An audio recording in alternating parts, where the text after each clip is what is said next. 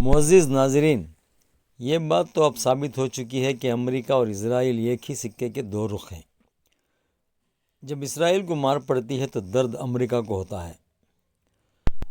7 اکتوبر 2023 کو حماس کے راکٹ حملوں کے جواب میں اسرائیل جو تباہی غزہ میں کی ہے وہ دنیا کبھی بلا نہیں سکتی۔ میں اس لیے کہہ رہا ہوں کہ جس مقصد کو لے کر اسرائیل نے مشرقی وسطیٰ میں یعنی مڈل ایسٹ میں جنگ چھیڑی ہے، 45,000 سے زیادہ فلسطینیوں کو شہید کیا، اب لبنان پر حملہ کر رہا ہے، ایران کو دھمکی دے رہا ہے، ملک شام یعنی سیریا اور یمن میں حملے کر رہا ہے، اسرائیل کو اس بار اس کے مقصد میں کامیابی نہیں ملے گی۔ کئی عرب ملکوں کی زمین قبضہ کر کے گریٹر اسرائیل بنانے کا اسرائیل کا مقصد اس بار کامیاب ہوتا نظر نہیں آ رہا ہے۔ غزہ میں 1 سال سے تباہی مچانے کے بعد اسرائیل کے حوصلے بلند ہو گئے تھے۔ وہ تمام عرب ممالک کو للکارتا رہا، لیکن کوئی بھی عرب ملک فلسطین کا ساتھ نہیں دیے، کیونکہ سارے عرب ممالک امریکہ کے دوست تھے۔ فلسطینیوں کا ساتھ دے کر وہ عرب ممالک امریکہ سے دشمنی موڑ لینا نہیں چاہتے تھے۔ یہی اسرائیل کی چال تھی۔ وہ ایک طرف امریکہ کو ڈھال بنا کر عرب ملکوں کو بیوقوف بناتا رہا اور حملے بھی کرتا رہا، اور اسرائیل یہ سمجھ چکا تھا کہ 45,000 فلسطینیوں کا قتل کرنے پر بھی کوئی بھی عرب ملک ان کو بچانے آگے نہیں آیا۔ تو ایک طرف عرب ملکوں پر امریکہ کا دباؤ اور دوسری جانب امریکہ نے اسرائیل کو ہتھیار سپلائی کرتا رہا تاکہ اسرائیل اپنے مقصد میں کامیاب ہو سکے۔ حماس کی طاقت کو ختم کرنے کے بعد 45,000 سے زیادہ فلسطینیوں کو، جن میں بچے، بوڑھے، عورتیں، جن کو قتل کرنے کے بعد اسرائیل کا پلان بی شروع ہوا۔ پلان بی کے تحت اسرائیل لبنان اور شام میں حملہ کرنا شروع کیا۔ لبنان میں حزب اللہ کے چیف حسن نصر اللہ کو شہید کر دیا اور حزب اللہ کے کئی بڑے لیڈرز کو شہید کر دیا۔ ناظرین، طاقت کا نشہ، دنیا میں حکومت چلانے کا نشہ، سب ملکوں کو کمزور سمجھنے کا نشہ، دنیا کے بڑے بڑے ترقی یافتہ ملکوں کو دوست بنوانے کا نشہ اسرائیل کو اس مقام پر لے آیا ہے کہ پورے اسرائیل میں کوئی بھی شہری سکون سے نہیں ہے۔ سارا اسرائیلی ڈر کا ماحول ہے کہ کہیں کوئی میزائل ان پر نہ آ گرے۔ اسرائیل طاقت کے نشے میں چور چور تھا۔ اس کو اس بات کا اندازہ نہیں تھا کہ اس کے ملک پر بھی کوئی حملہ کر سکتا ہے۔ ہزاروں میل دور سے یمن کی حوثی تنظیم نے اسرائیل کے اندر راکٹ داغ دیے۔ ادھر ایران نے اسرائیل پر راکٹوں کی بارش کر دی۔ عراق سے حملے ہوئے۔ حزب اللہ لبنان سے تاپڑ توڑ میزائل داغنا شروع کر دیا۔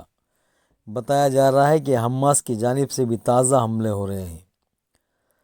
ناظرین، اسرائیل کو جس آئرن ڈوم کو لے کر دنیا میں غرور تھا اور گھمنڈ میں تھا کہ اس کے آئرن ڈوم کو دوسرے ملک سے داغنے والے کئی میزائلز کو ہوا میں ہی مار گرا دیں گے، زمین تک گرنے نہیں دیں گے، وہ آئرن ڈوم اب فیل ہو گئے۔ ایران نے جب راکٹ حملے کیے تھے اس میں چند راکٹوں کو ہی، چند میزائلوں کو ہی اس کے آئرن ڈوم نے نشانہ بنایا تھا۔ باقی کے تمام میزائلز آئرن ڈوم کو چکمہ دے کر اسرائیل میں جا گرے تھے۔ اپنے ملک میں ہونے والے نقصانات، اپنے ملک میں ہلاک ہونے والے یا زخمی ہونے والے فوجیوں کی تعداد نہ بتانے والا اسرائیل اب یہ بتا رہا ہے کہ اس کو بھی بہت زیادہ نقصان ہوا ہے۔ اس کے کئی فوجی یا تو زخمی ہو چکے ہیں یا ہلاک ہو چکے ہیں۔ اسرائیل کو یہ امید نہیں تھی کہ ایران اس پر حملہ کرے گا، اور اسرائیل کو یہ بھی یقین نہیں تھا کہ ایران نیوکلیر انرجی پر کام کر چکا ہے اور وہ نیوکلیر ٹیسٹ بھی کرنے والا ہے۔ جیسے ہی ایران نے اسرائیل پر راکٹ داغنے شروع کیے، اور یہ بھی سننے میں آ رہا ہے کہ ایران نے زمین کے اندر نیوکلیر ٹیسٹ بھی کر دیا ہے۔ ایران کی اس طاقت کو دیکھ کر اسرائیل کے ہوش اڑ گئے۔ آج بھی اسرائیل ایران پر کوئی جوابی حملہ نہیں کیا، بلکہ آج بھی اسرائیل ان معصوم فلسطینیوں پر جن کو کھانے کے لیے کھانا نہیں ہے، رہنے کے لیے مکان نہیں ہے، جو امدادی کیمپوں میں رہتے ہیں، ان نہکتے فلسطینیوں پر حملہ کر رہا ہے۔ ایران پر حملہ کرنے کی جرت ابھی اسرائیل نے نہیں کی۔ اسرائیل سے زیادہ اس کے دوست امریکہ کو ڈر ہے۔ امریکہ بہت ڈرا ہوا ہے، کیونکہ ایران نے یہ کھلی وارننگ دی ہے کہ اگر امریکہ اسرائیل سے مل کر ایران پر حملہ کرتا ہے تو جتنے امریکن فوجی اڈے مشرق وسطی یعنی مڈل ایسٹ میں ہیں ان پر ایران حملہ کر دے گا۔ امریکہ اور اسرائیل کے ڈرنے کی دوسری وجہ بھی یہ ہے ناظرین کہ کئی عرب ممالک ایران کا ساتھ دینے کے لیے اب تیار ہو گئے ہیں۔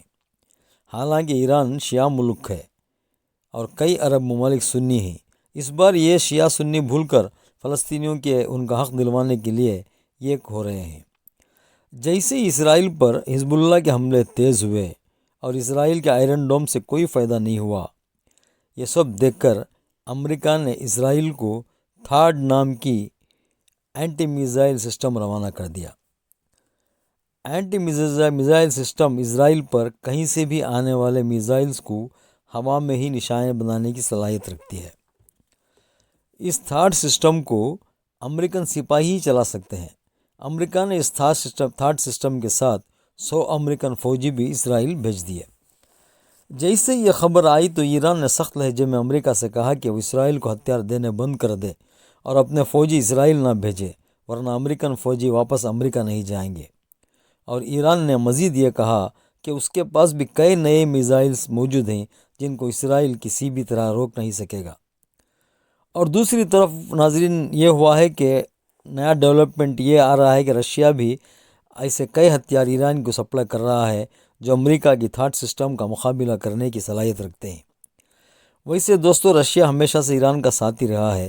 حال ہی میں ایران کے ایک وزیر نے رشیا کا دورہ بھی کیا تھا۔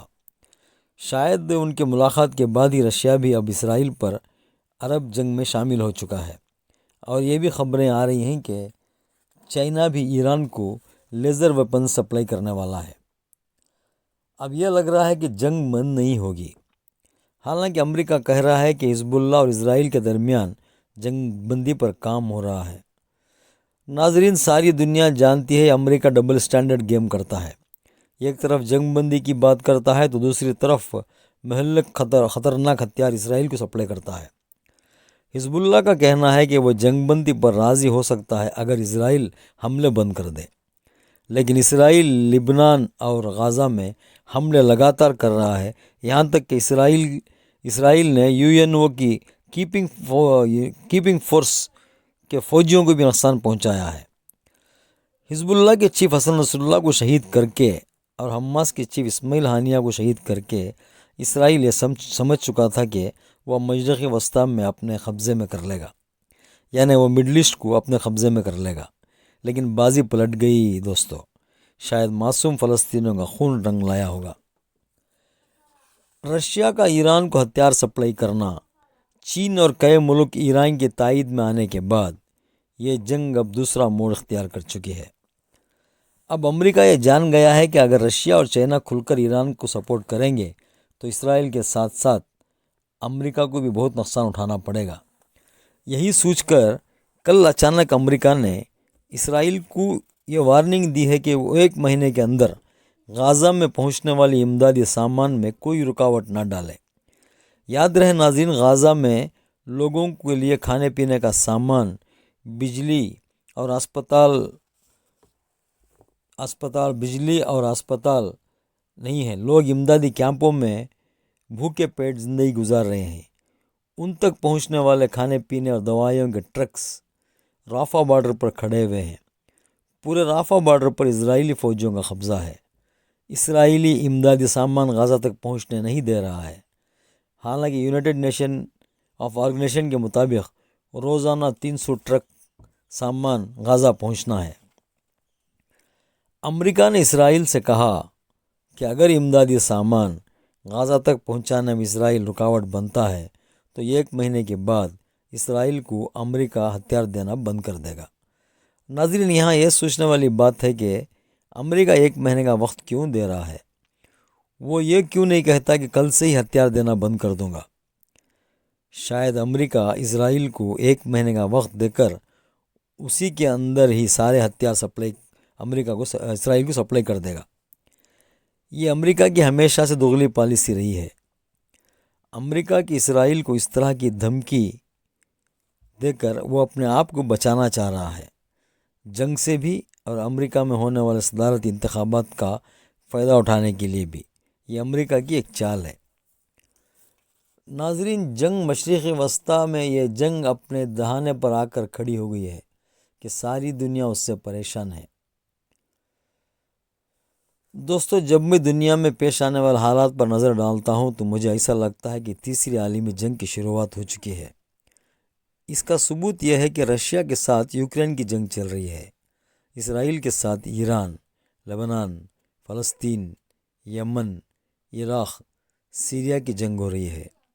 نارتھ کوریا نے ساؤتھ کوریا پر حملے کر رہا ہے، چائنا نے تائیوان پر دباؤ ڈال رہا ہے، اور ادھر ہندوستان کے ساتھ کینیڈا کے رشتے خراب ہو رہے ہیں۔ یہ جنگ کے بادل چھٹتے نظر نہیں آ رہے ہیں۔ ناظرین، شاید یہ ویڈیو آپ تک پہنچنے تک اسرائیل ایران پر یا ایران اسرائیل پر حملہ ضرور کرے گا۔ میں آپ کے